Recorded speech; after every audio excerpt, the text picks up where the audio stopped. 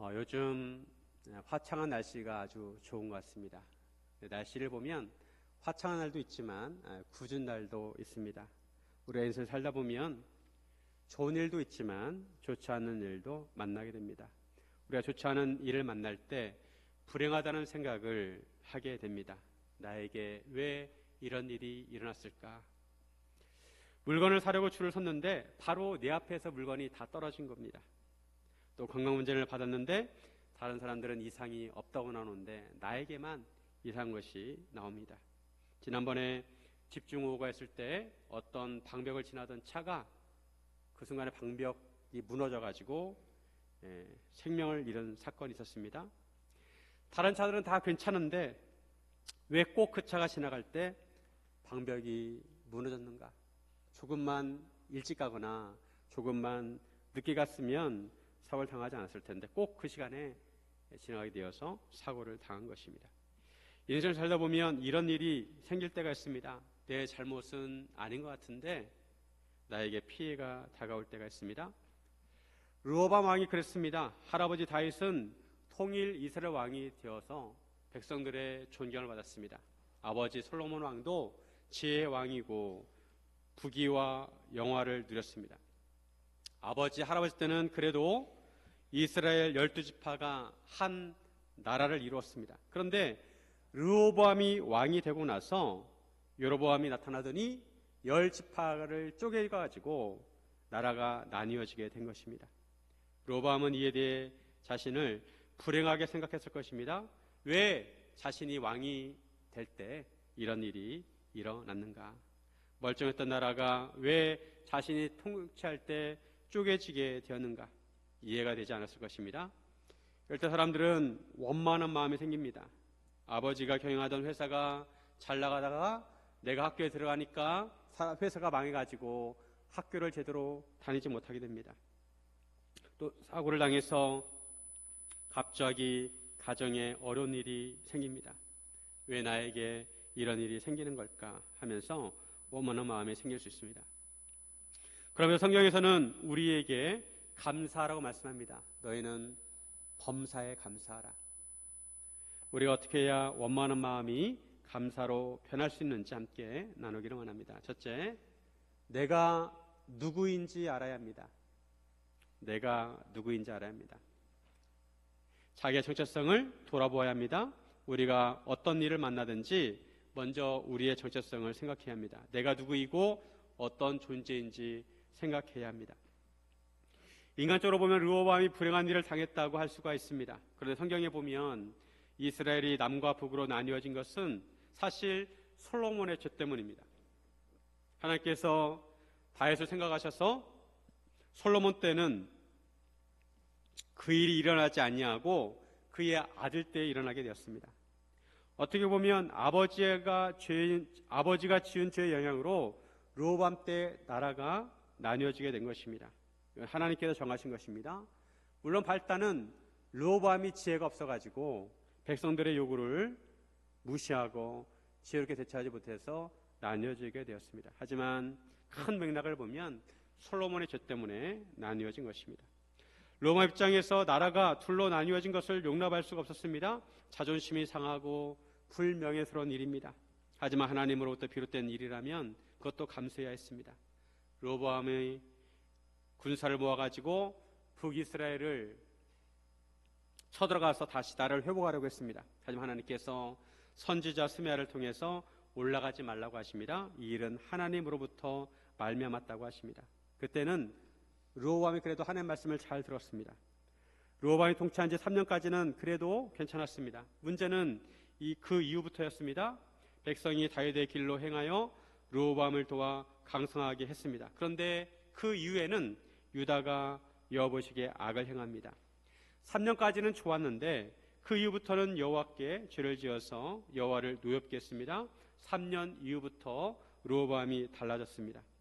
그것은 르호보암과 그의 백성이 하나님 백성으로서의 정체성을 잃었기 때문입니다. 나는 누구인가 생각할 때 나는 하나님의 백성이기 때문에 어떤 일이 있어도 하나님을 잘 섬겨야 되겠다 이렇게 생각해야 하는데 그렇지 않았다는 것입니다. 여호와 하나님께서는 시내산에서 이스라엘 백성과 언약을 맺었습니다. 그 언약에 따라 이스라엘 백성을 가나안 땅으로 인도하셨고 가나안 땅을 정복하게 하셨고 이스라엘 나라를 세우게 하셨습니다. 그러면 이스라엘 백성은 하나님을 잘 섬기고 하나님 말씀대로 살아야 합니다. 이스라엘이 남과 북으로 나뉘어진 것도 솔로몬이 이방신을 섬겨서 생긴 일이라는 것을 안다면 그는 더욱 하나님을 잘 섬겨야 했습니다. 하나님의 성전에서 하나님께 제사를 드리고 하나님 말씀에 순종하는 삶을 살아야 했습니다. 하나님께서는 비록 이스라엘이 남과 북으로 나뉘어졌지만 이스라엘 백성이 하나님께 돌아오기를 바라셨습니다. 나에게로 돌아오라.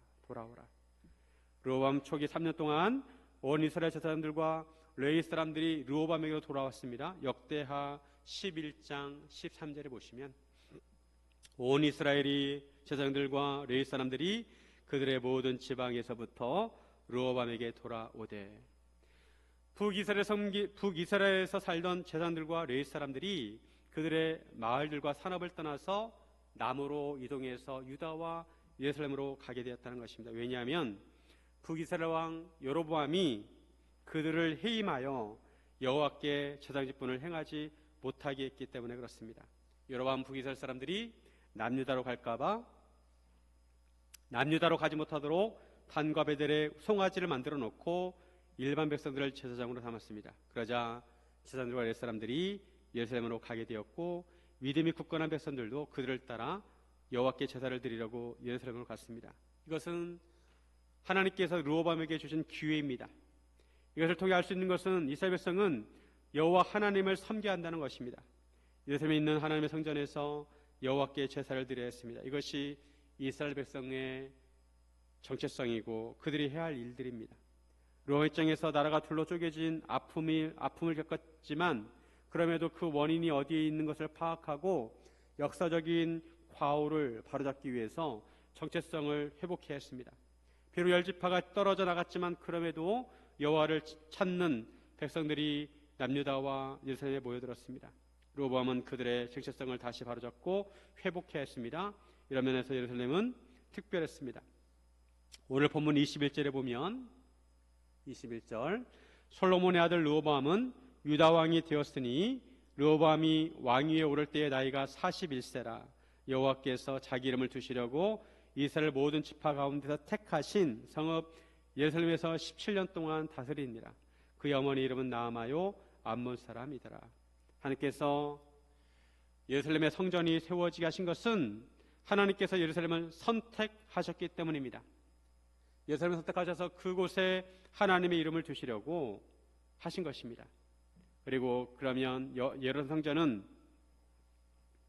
의미 있는 곳이고 가볍게 여겨서는 안 됩니다. 예루살렘 성전은 하나님의 이름을 두신 곳이고 하나님의 성막이 정착한 곳이고 하나님께서 임재하시는 곳입니다. 이스라엘 백성 하나님의 백성이고 하나님을 잘 섬겨야 하고 하나님 말씀에 순종해야 할 의무가 있습니다. 어떤 일이 있든지 하나님께 제사를 드리고 하나님의 백성으로 살아야 합니다. 이것이 그들의 정체성이었습니다. 우리도 성도로서 정체성이 있습니다. 우리는 다 이름을 가지고 있죠. 나는 누구입니다. 하지만 내가 누구인지 알아야 합니다. 우리는 하나님을 믿기에 하나님의 백성입니다. 그죠? 우리는 하나님의 백성입니다. 예수를 믿기에 예수님의 제자입니다. 이 신분을 우리가 잊으면 안 됩니다. 나는 하나님 믿는 백성이다. 나는 예수님의 제자다. 우리가 무슨 일을 당하든지 우리는 하나님을 끝까지 믿어야 하고 주를 위하여 살아야 합니다. 로마서 14장 8절에 우리가 살아도 주를 위하여 살고 죽어도 주를 위하여 죽나니 그러므로 사나 죽으나 우리가 주의 것 이로다. 주가 저 나와 있는 주가 나의 정체성이에요. 내가 무엇을 위해 사느냐. 주님을 위해 살면 우리는 하나의 백성이고 돈을 위해 살면 돈의 노예가 되는 거죠. 그죠? 우리는 예수님께서 피값으로 사신 존재입니다. 그러면 우리는 주를 위해 살아야 합니다. 살아도 주를 위하여 살고 죽어도 주를 위하여 죽어야 합니다. 우리는 주님의 것입니다. 하나님의 소유된 백성입니다. 우리는 인생을 살면서 르호보암처럼 큰 사건을 만날 수 있습니다. 우리 중에 6.25 전쟁을 겪으신 분도 계실 것입니다. 왜 하필 6.25 전쟁이 그때 일어났는지 우리는 알 수가 없습니다. 그때 6.25 전쟁이 일어나서 피난을 가야 했고 온 나라가 어려움을 당하고 많은 사람이 죽어야 했습니다.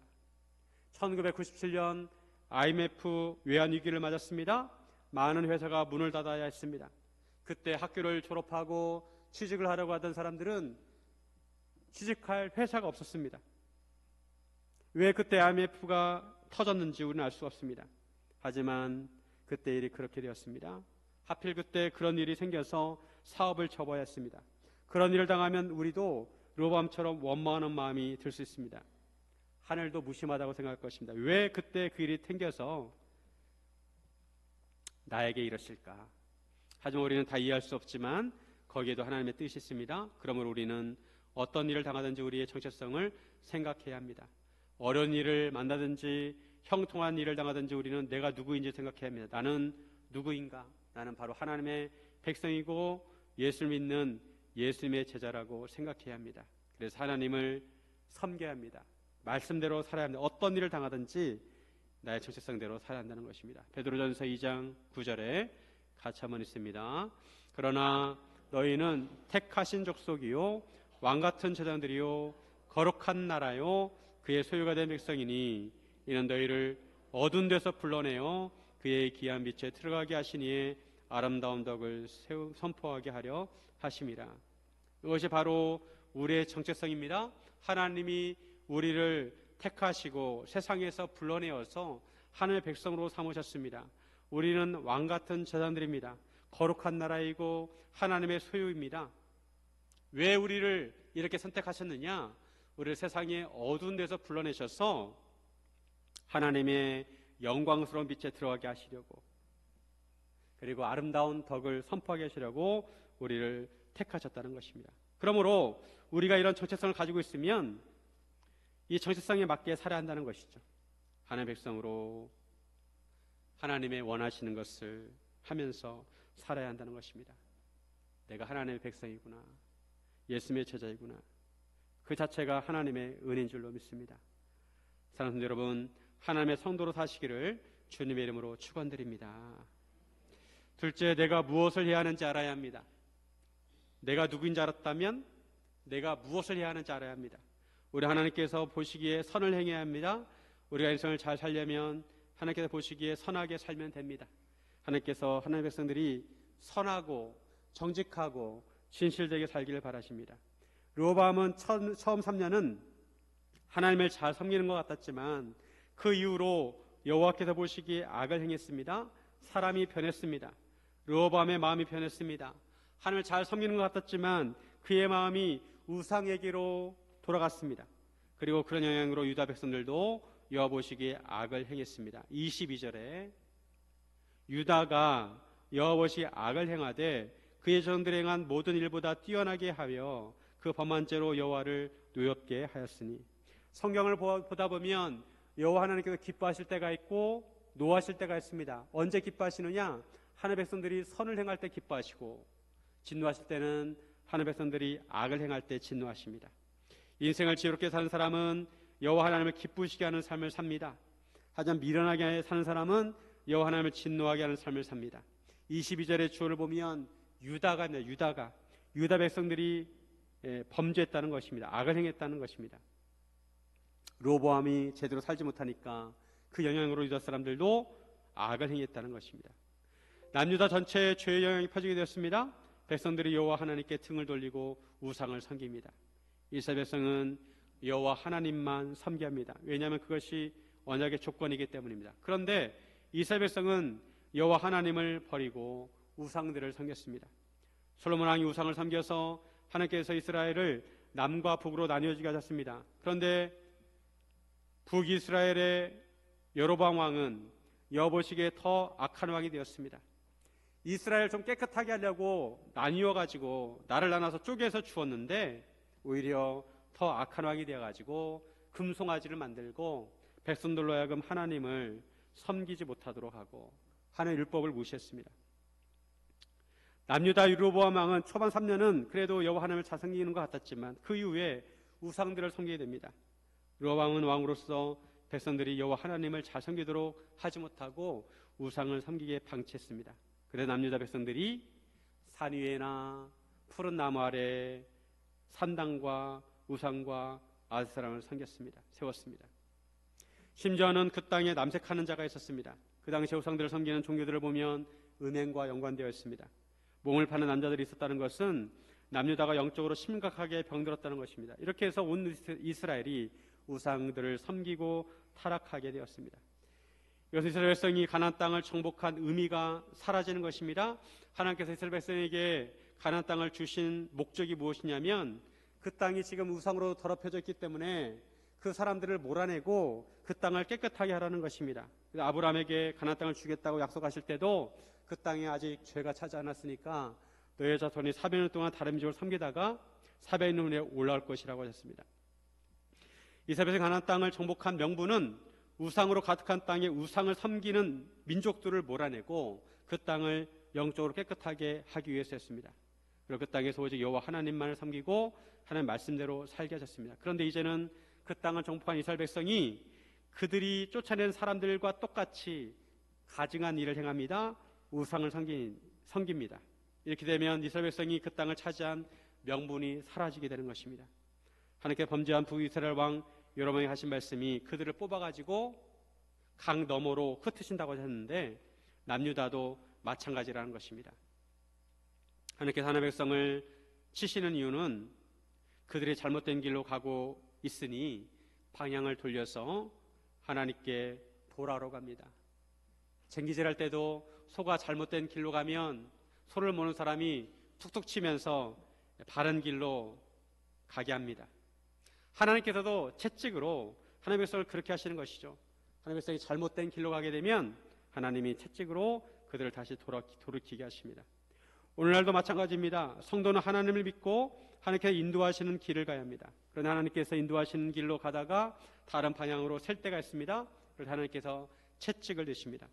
하나님께 채찍을 맞으면 내가 가고 있는 길이 맞는 길인지 되돌아보고야 합니다. 내가 하고 있는 일이 맞는 일인지 점검해야 합니다. 사도 바울은 다메섹 도상에서 예수님을 만납니다. 그때 예수님께서 사도 바울에게 이런 말씀하십니다. 사도행전 26장 14절에 우리가 다 땅에 엎드러짐에 내가 소리를 들으니 히브리 말로 이르되 사울아 사울아 내가 어찌하여 나를 박해하느냐 가시체를 뒷발질하기가 내게 고생이니라. 예수님께서 하시는 말씀이 가시체를 뒷발질하기가 내게 고생이다 라고 하십니다. 쉬운 말로 하면 가시채찍을 뒷발질해 봐야 너만 다칠 뿐이라는 것입니다. 예수님께 진리를 알지 못하고 잘못된 길로 가는 바울을 바로잡으시려고 가시채찍을 드셨습니다. 하지만 그것을 저항하면 너만 고생이라는 것입니다. 예수님께서 가시채찍으로 바울을 진리의 길로 가게 하셨습니다. 그를 이방인의 사도로 삼으셔서 복음의 일꾼이 되게 하셨습니다. 바울은 다메섹 사건을 통해서 인생이 180도 바뀌게 되었습니다. 바울처럼 하나님께 채찍을 맞으면 자신의 길을 돌아보고 바른 길로 돌아서야 합니다. 바울은 이후의 삶에 복음을 전하면서 자기 인생을 복음 전하는 데 바칩니다. 우리가 바울처럼 가시체를 맞으면 우리가 해야 할 일을 생각해야 합니다. 내가 무슨 일을 해야 하나님께 기뻐하실까? 그런데 어떤 사람들은 하나님께 맞으면서도 그걸 깨닫지 못합니다. 아이들도 영리한 아이들은 부모님께 혼이 나면 혼나지 않으려고 잘못을 고칩니다. 그런데 어떤 아이들은 아무리 맞아도 잘못인 것도 깨닫지 못하고 고칠 줄을 모릅니다. 그러기에 계속 매를 맞습니다. 우리는 우리의 말과 행동을 점검해야 합니다. 하나님께 기뻐하지 않는 것이 무엇인지 생각하고 깨달을 수 없다면 깨닫게 해달라고 기도해야 합니다. 르호보암은 둘로 나뉘어진 나라를 다시 하나의 이스라엘로 만들고 싶었을 것입니다. 그러면 하나님을 기쁘시게 하는데 오히려 반대로 행합니다. 정반대로 갑니다. 하나님의 채찍을 맞으면 무엇을 고쳐야 하는지 생각하고 무엇을 본받을지 생각해야 합니다. 르호보암은 다윗을 본받아야 했습니다. 다윗이 일편단심으로 하나님을 섬기는 것을 본받아야 했습니다. 다윗은 맞을 때마다 하나님께 물었습니다. 그런데 르호보암은 가나안 민족의 우상을 섬기고 또 백성들도 그를 본받아 우상을 섬기게 되었습니다. 24절에 그 땅에 또 남색하는 자가 있었고 여호와께서 이스라엘 자손 앞에서 쫓아내신 국민의 모든 가증한 일을 무리가 본받아 행하였더라. 르호보암이 생각할 때 여호와 하나님께 혼이 나서 여호와 하나님 가까이 하기는 무서웠습니다. 그리고 급한 마음에 가나안 민족들이 섬기던 우상을 섬겼습니다. 자기가 하고 싶은 일을 하기 위해서, 성취하기 위해서, 나라를 하늘로 묶기 위해서 하나님도 섬기고 또 다른 사람들이 우상을 섬기니까 또 우상도 섬겨보고 그렇게 한 것입니다. 그렇게 하나님을 섬겨서는 안 된다는 것입니다. 내가 사업에 성공하기 위해서 하나님도 섬기고 점도 보고 무당도 가고 그러면 안 된다는 것이죠. 내가 하나님의 백성이라면 하나님만 섬겨야 하는 것입니다. 우상을 찾지 말고 점도 보지 말고 무당도 찾지 말고 오직 하나님만 섬겨야 합니다. 그런데 르호보암은 양다리를 거쳤습니다. 하나님을 섬기면서 동시에 우상을 섬겼습니다. 그렇게 해서라도 나라를 되돌리고 싶었습니다. 하지만 그것은 잘못된 선택이었습니다. 우리도 누구를 의지해야 하는지, 누구를 본받아야 할지 생각해야 합니다. 우리는 세상을 본받아서는 안 되고 예수님을 본받아야 합니다. 우리가 예수님을 믿고 하나님을 섬긴다고 하면서도 세상을 본받는 경우가 있습니다. 세상 사람들을 부러워하고 그들처럼 살기를 바랍니다. 광야의 이스라엘 백성들이 애굽을 생각한 것처럼 애굽을 그려온 것과 같습니다. 믿음의 끈을 잡고 가면서도 뒤를 돌아봅니다. 그렇게 가다가 넘어지기 십상입니다. 우리 예수님을 본받고 예수님을 따라가야 합니다. 예수님은 이 땅에 오셔서 무슨 일을 해야 할지 아셨습니다. 내가 하나님의 아들로서 무슨 일을 해야 하나? 예수님은 십자가를 지셨습니다. 십자가는 좁은 길이고 고난의 길처럼 보이지만 생명의 길입니다. 반면에 세상 길은 넓은 길이지만 사망의 길입니다. 우리는 좁은 길로 가야 합니다. 마태복음 7장 13절과 14절 같이 한번 읽습니다. 좁은 문으로 들어가라. 멸망으로 인도하는 문은 크고 그 길이 넓어 그리로 들어가는 자가 많고 생명으로 인도하는 문은 좁고 길이 협착하여 찾는 자가 적음이라. 넓은 길에 속아서는 안 되고 하나님이 가라고 하신 길, 좁은 길로 가라는 것입니다. 사랑하는 여러분, 좁은 길로 가시기를 주님의 이름으로 축원드립니다. 셋째는 무엇으로 채워야 하는지 알아야 합니다. 인생을 살다 보면 잃는 것이 있습니다. 사람들은 잃는 그 빈 공간에 다른 것으로 채우기를 원합니다. 그럴 때 우리는 무엇으로 채워야 하는지 생각해야 합니다. 아이들 장난감 중에 도형을 맞추는 장난감이 있어요. 네모난 상자에 홈이 파져 있는데 세모 모양으로 홈이 있는 데는 세모 도형을 맞춰야 되고 또 네모 모양으로 홈이 파진 데는 네모 도형을 끼워 맞춰야 맞는 거예요. 그처럼 우리가 우리 마음과 인생을 채울 때 우리 마음에 맞는 것으로 채워야 합니다. 하나님께서 죄를 범한 르호보암을 계속 치셨습니다. 르호보암이 죄를 범하자 제5년에 애굽 왕 시삭이 올라와서 예루살렘을 공격합니다. 애굽은 긴 역사를 가지고 있고 여러 왕조가 있습니다. 그 중에 22조 왕조가 부바스트 왕조입니다. 시삭은 그 왕조 사람인데 카르낙에 있는 그 기념비를 보면 이 시삭 왕이 150개의 성읍을 정복했다는 기록이 있습니다. 애굽 왕 시삭이 올라와가지고 남유다와 북이스라엘의 여러 성읍들을 정복했습니다. 온 이스라엘 다 뒤집어 놓았습니다. 결정적인 것은 애굽 왕 시삭이 여호와 성전에 있는 보물과 왕궁의 보물을 모두 빼앗아 갔다는 것입니다. 26절에 여호와의 성전의 보물과 왕궁의 보물을 모두 빼앗고 또 솔로몬이 만든 금방패를 다 빼앗은지라. 다윗 왕은 여러 나라를 정복하면서 전리품을 많이 챙겼고 또 주변의 나라들로부터 조공을 받았습니다. 다윗은 자기가 얻은 모든 그런 재물들을 하나님께 바쳤습니다. 하나님의 성전을 짓기 위해서 보와 금은을 성전에 드렸습니다. 하나님께 드렸습니다. 솔로몬 왕도 태평성대를 이루었습니다. 많은 금이 들어왔습니다. 솔로몬은 금이 너무 많아서 금으로 방패를 만들었습니다. 그때까지 상당한 양의 금과 보물이 쌓여 있었습니다. 그런데 르호보암은 죄를 범해서 한순간에 그 모든 보물을 빼앗기게 됩니다. 세상에서 아무리 많은 부를 추적한다 하더라도 하나님께 범죄하면 하나님께서 한순간에 빼앗아 가십니다. 욥기 9장 12절에 하나님이 빼앗으시면 누가 막을 수 있으며 무엇을 하시니까 하고 누가 물을 수 있으랴. 하나님께서 빼앗아 가시면 막을 사람이 없다는 것입니다.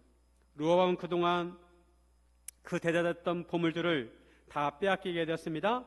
솔로몬이 만든 금방패도 다 빼앗기었습니다. 대신에 르호보암은 금방패 대신에 놋방패를 만듭니다. 놋방패를 만들어서 왕궁을 지키는 시대대장의 손에 맡깁니다. 르호보암은 금을 놋으로 대신했습니다. 아무리 조상이 많은 것을 모아놓아도 후손이 잘못하면 다 잃어버립니다. 다 사라집니다. 르호보암이 그와 같이 되었습니다. 그럼에도 나라가 안정되지 않았습니다. 르호보암과 여로보암 사이에 항상 전쟁이 있었습니다. 남유다와 북이스라엘 간의 전쟁이 그치지 않았습니다. 르호보암은 다윗과 솔로몬의 이스라엘을 꿈꾸면서 살았습니다. 둘로 나눠진 나라를 다시 하나로 만들고 싶었습니다. 솔로몬 때처럼 부귀영화를 누리고 싶었습니다. 그런데 현실은 자기가 생각하는 것과 정반대였습니다. 그런 중에 원모하는 마음은 깊어갔습니다. 자기가 잘못된 길로 가면 갈수록 하나님께서 채찍을 치시니까 그만큼 더 원망이 쌓였습니다.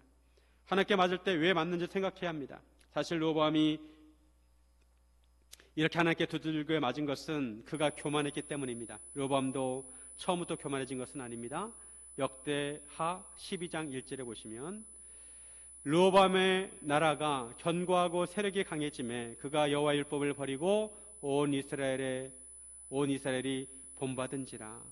나라가 견고해지고 세력이 강해지니까 이제 르호보암이 마음이 교만해져 가지고 자기에게 힘이 있으니까 여호와의 율법을 버렸다는 것입니다. 하나님을 의지하지 않았다는 것입니다. 하나님께서 르호보암과 유다를 치신 것은 이 르호보암 마음에 쌓여있는 교만을 빼시기 위해서 그렇습니다. 마음에서 교만을 빼고 다시 하나님의 율법을 마음속에 담으라고 치신 것입니다. 그런데 르호보암은 이것을 깨닫지 못합니다. 선지자 스메아가 알려줍니다. 너희가 하나님을 버렸기 때문에 하나님께서도 너희를 버리신 것이다. 그러자 왕이 조금 겸손해집니다. 역대하 12장 6절에 이에 이스라엘 방백들과 왕이 스스로 겸비하여 이르되 여호와는 의로우시다 하며 여호와께서 그들이 스스로 겸비함을 보시고 나라가 완전히 망하게는 하지 않으십니다. 사람들은 살아가면서 자기가 소중히 여기는 것을 찾고 구하고 모아갑니다. 요즘 젊은 세대들은 이런 사람들을 덕후라고 부릅니다. 덕후는 한 분야에 깊이 빠져서 그것만 찾고 연구하는 사람입니다. 흔히 매니아라고 합니다. 낚시 매니아도 있고 등산 매니아도 있습니다. 젊은들 중에는 일본 만화를 좋아하는 아이들도 있고 아이들도 피카츄를 좋아하는 아이들이 있습니다. 이번에 포켓몬 30주년을 맞이해서 서울숲에서 포켓몬 카드를 받으려고 사람들이 구름대같이 모였다고 합니다. 그 카드가 만만한 것이 아니라 나중에 시간이 지나면 오래된 카드는 1억이 넘는다고 합니다. 그러니까 이 카드를 받기 위해서 사람들이 구름대같이 모였습니다. 이처럼 사람들은 자기가 좋아하는 것을 쫓아다닙니다. 하지만 하나님께서 우리가 잘못된 길로 갈 때 그 모았던 것들을 다 빼앗아 가십니다. 사람은 자기가 가지고 있던 것을 빼앗기면 그걸 채우려고 합니다. 르호보암은 나라를 빼앗겼습니다. 나라의 반쪽을 잃었습니다. 그리고 금방패를 빼앗겼습니다. 르호보암은 금방패 대신에 놋방패로 채웠습니다. 하지만 하나님께 바라시는 것은 우리가 잃어버린 것을 하나님의 것으로 채우기 원하십니다. 나라가 살려나간 것은 솔로몬과 이스라엘 백성이 우상을 섬겼기 때문입니다. 하나님께 금방패를 빼앗게 하신 것은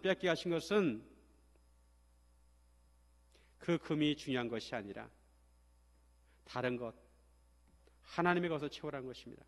르호보암은 금을 중요하게 생각하고 아버지 솔로몬처럼 부귀영화를 누리고 싶었지만 그것이 중요한 것이 아니었습니다. 그래서 금을 빼앗기게 하신 것입니다. 그러면 금을 놋으로 채울 것이 아니라 하나님께서 무엇을 중요하게 생각하시는지 그것을 생각하고 하나님의 것으로 채워야 했습니다. 그러면서 르호보암은 통치하는 동안 전쟁이 그치지 않은 것은 하나님에 대한 믿음이 약했기 때문입니다. 역대하 12장 14절 우리 같이 한번 읽습니다. 르호보암이 이는 그가 여호와를 구하는 마음을 굳게 하지 아니함이었더라. 왜 악을 행했어요? 그가 여호와를 구하는 마음을 굳게 하지 아니하였다. 무슨 일이 있을 때 하나님을 찾고 하나님의 뜻을 구해야 하는데 그렇지 않았다는 것입니다. 르호보암은 여전히 그 마음에 우상이 자리 잡고 있었습니다. 마음을 굳게 합니다. 마음을. 어떤 일이 있어도 믿음을 굳게 합니다. 흔들리지 않아야 합니다. 그런데 르호보암은 그 마음이 계속 흔들려가지고 우상을 찾았다는 것입니다. 르호보암이 아들을 낳았는데 그 이름을 야비암이라고 불렀어요. 야비암. 야비암은 나의 아버지는 얌이다 이런 뜻입니다. 얌은 바다의 신의 이름입니다. 역대하에서는 아비암이 아비야로 나옵니다. 아비야는 나의 아버지는 여호와이시다 라는 뜻입니다. 이름을 고쳐주었습니다. 르호보암은 어머니가 나아마인데 암몬 사람입니다. 오늘 본문에 2번이나 반복되고 있습니다. 즉 어머니가 암몬 사람이었기 때문에 그 영향으로 우상을 떠나지 못했던 것 같습니다. 그로 인해 그의 삶은 하나님께 인정받지 못하는 삶이었습니다. 하나님에 대한 마음을 굳게 하지 못했습니다. 하나님께서 우리의 마음과 영혼을 하나님의 것으로 채우기를 원하십니다. 우리 마음에 우상이 가득하다면 그 마음에서 우상을 제거하고 하나님을 향한 마음으로 채워야 합니다. 하나님보다 우선순위가 앞서는 것은 우상입니다. 하나님보다 세상의 것을 더 사랑하면 그것은 우상입니다. 심지어 자녀라 하더라도 하나님보다 자녀를 더 사랑하면 자녀가 우상이 되는 것입니다. 하나님께 우리 마음에서 우상을 제거하기 위해 치십니다. 그러면 우리 마음에서 우상을 제거하고 하나님의 것으로 채워야 합니다. 하나님께 채찍을 맞을 때 원망하는 마음이 아니라 오히려 회개하는 마음을 가져야 합니다. 교만한 마음을 버리고 겸손한 마음을 가져야 합니다. 우리가 우리 마음을 겸손하게 하고 하나님의 것으로 채울 때 하나님께서 은혜를 맛보게 하실 것입니다. 우리의 빈 마음에 하나님의 말씀으로 채우고 기도로 채우고 하나님의 영으로 채우고 성령의 열무로 채워야 합니다. 그럴 때 하나님의 은혜가 임하게 되는 것입니다. 우리가 하나님께 감사하는 마음을 가질 수 있습니다. 원망하는 삶에서 감사하는 삶으로 변하게 되는 것입니다. 작은 것 하나에도 감사하게 됩니다. 속이 허한 사람은 속이 하나님이 계시지 않고 허한 사람은 아무리 많은 것으로 채워도 채워지지 않습니다. 하지만 마음이 믿음으로 꽉 찬 사람은 작은 것에도 감사할 줄 압니다. 나오미는 살던 땅에 기근이 들어가지고 모압 땅으로 건너갑니다. 모압에서 좀 잘 살아보려고 했습니다. 그런데 모압에 가서 남편도 죽고 두 아들도 죽었습니다. 두 며느리만 남았습니다. 나오미는 다시 베들레헴으로 돌아가는데 사람들에게 자기를 나오미라고 부르지 말고 마라라고 부르라고 합니다. 나오미는 기쁨이란 뜻이고 마라는 쓰다란 뜻입니다. 즉 내 인생은 기쁜 인생이 아니라 쓴 인생이에요. 쓴맛 나는 인생이란 것입니다. 그래서 나오미가 나중에 며느리 룻을 통해서 아들을 얻게 됩니다. 하나님을 찬송하게 됩니다. 하나님께 감사하게 됩니다. 우리의 빈 마음에 하나님의 은혜를 갈망하면서 하나님의 것을 채울 때 하나님께서 은혜를 주시고 우리가 하나님께 감사할 수 있는 것입니다. 우리도 나오미처럼 많은 기대와 꿈을 가지고 살았지만 오히려 빈손이 되고 많은 것을 잃게 될 수도 있습니다. 하지만 그 빈손을 하나님께서 채우신다는 것을 기억해야 합니다. 우리가 겸손하게 하나님을 찾고 하나님의 뜻을 구해야 합니다. 그럴 때 하나님께서 은혜를 베푸실 것입니다. 우리가 범사에 감사해야 합니다. 감사할 거리가 없어도 앞으로 채워주실 것을 믿고 감사하시기 바랍니다. 호레이쇼 스패포드는 미국 시카고의 성공한 변호사였습니다. 장로 교인이었습니다. 그런데 스패포드는 큰 고난을 연속해서 만나게 됩니다. 그 어린 아들을 잃게 됩니다. 병으로 잃게 되었습니다. 또 그 다음에는 시카고에 큰 불이 났는데 그 불 때문에 모든 대부분의 재산을 다 잃어버렸습니다. 그리고 2년 후에 가족들이 유럽으로 가는 배를 타고 가는데 아내와 딸 4명이 함께 그 배를 타고 가는데 대서양에서 충돌해가지고 배가 침몰하게 됩니다. 아내에게 전보가 왔는데 내용이 뭐냐면 나만 살아남았습니다. 즉 내 딸은 다 죽었다는 것입니다. 얼마나 마음이 아프겠습니까? 네, 이 스패포드는 아내를 맞이하기 위해서 배를 타고 가다가 그 내 딸이 빠져 죽은 그 지점을 지날 때 하나님을 향한 신뢰를 고백하고 찬송시를 지었습니다. 그 찬송가가 413장 내 평생에 가는 길입니다. 내 영혼은 하나님 안에 있을 때 평안하다는 것입니다. 사랑하는 여러분, 우리는 어떤 일을 만나든지 하나님의 백성이란 정체성을 잊지 말아야 합니다. 하나님께서는 우리의 원망을 감사로 바꾸시기 위해서 때로 채찍을 드시기도 합니다. 세상 것으로 마음을 채우지 말고 하나님과 말씀과 은혜로 채울 때 참된 평화가 임하게 될 것입니다. 고난 속에서도 내 영혼이 편안하다고 고백하며 범사에 감사하는 성도가 되시기를 주님의 이름으로 축원드립니다.